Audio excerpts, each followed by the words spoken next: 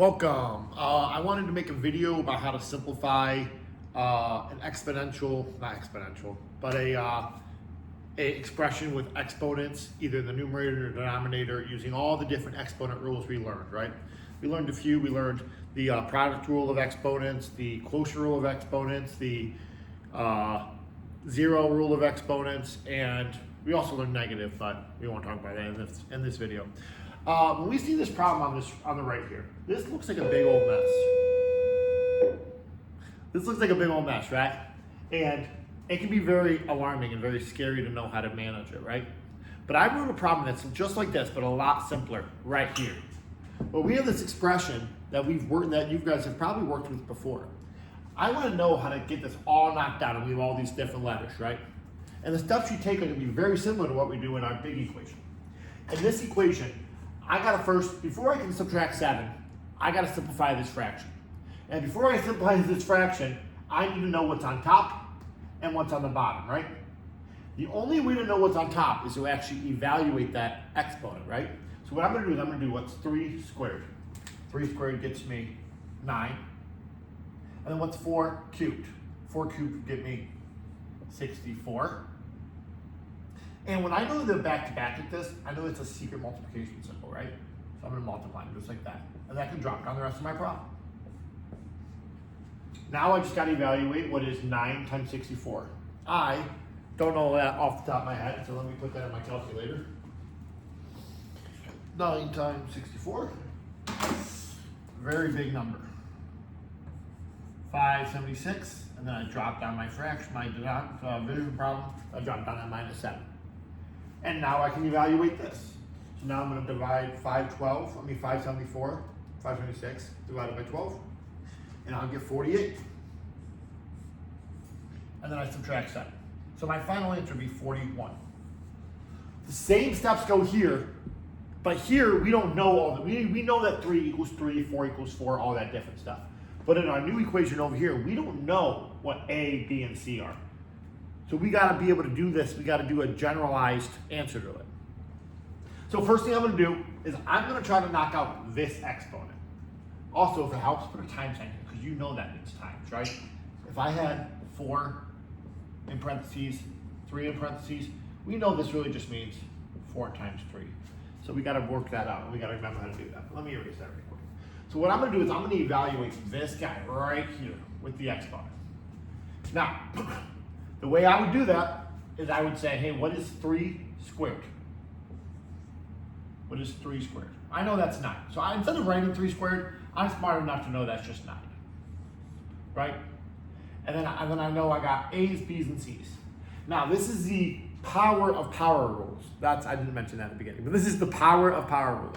So what we got to do is we got to multiply this outside exponent by all the exponents inside.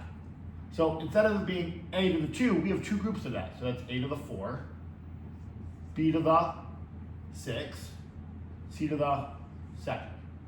And then I'm going to multiply that by whatever this gets me. And I'm going to do the same idea. I'm going to do 4 cubed. We already did 4 cubed over here, but I know that's 64. And then I got a's. I got 3 groups of 2, which gets me 6. When we do the product rule, when we do the power of power rule, we multiply. And then I do 4 times 3, which gets me 12, and 3 times 2, which gets me 6. And then I can drop down the rest of my problem.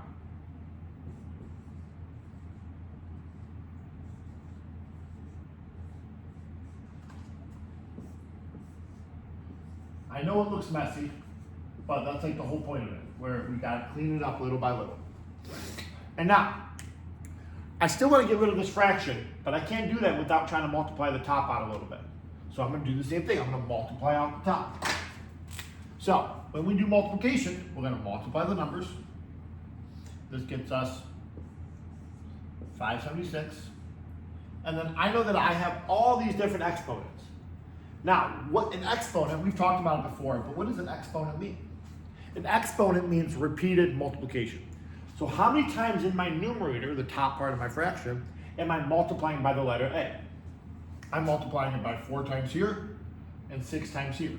So in total, how many times am I multiplying by A? 10 times. And the same logic goes by B.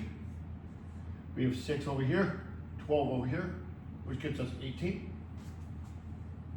And C's, we got 2 C's over here, 6 C's over here, which gets us 8. Now we're a whole step closer, right? This is what we started with. This is when we did the exponents. This is when we did our product in the top. And I can drop down my denominator.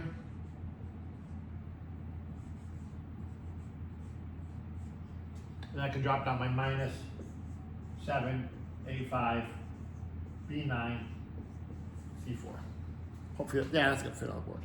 Right, little by little, this keeps getting dwindled and dwindled and dwindled. Nice new marker. And now what do I gotta do? Well, now I gotta evaluate this fraction. I might have to rewrite this, but I will. Now I gotta evaluate this fraction.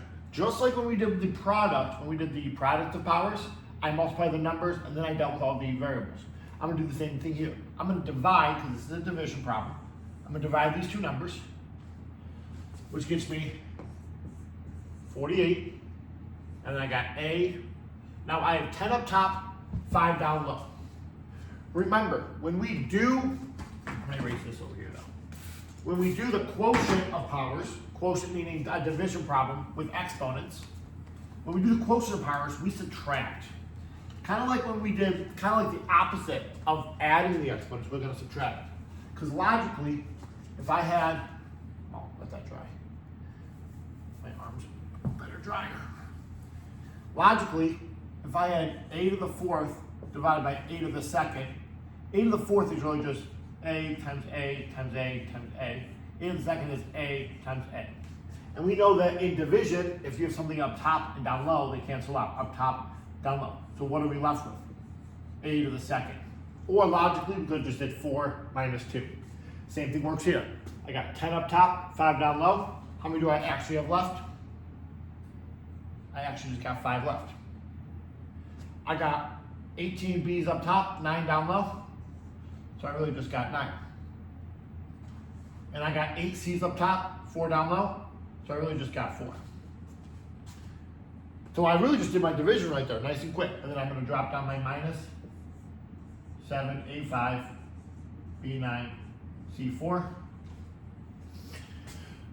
And lastly, just lastly, I got this right here. Now, they give us these two pieces, but can these pieces go together? Are they actually related to each other in any way? Well, when I look at them, when I look at these names, they look very familiar, right? They both got, you're both multiplying by A5 times, B9 times, C4 times. A5 times, 9B times, B9 times, C4 times, right? So what's happening is these two things have like terms.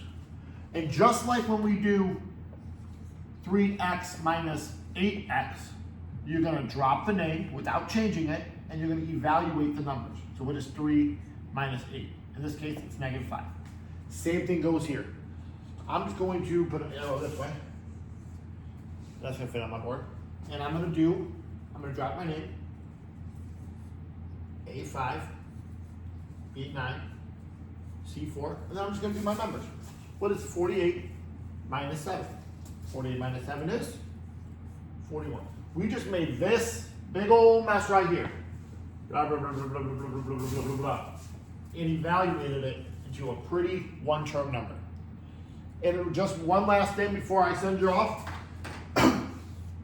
Because exponents is an operation of multiplication, right? Because exponents means repeated multiplication.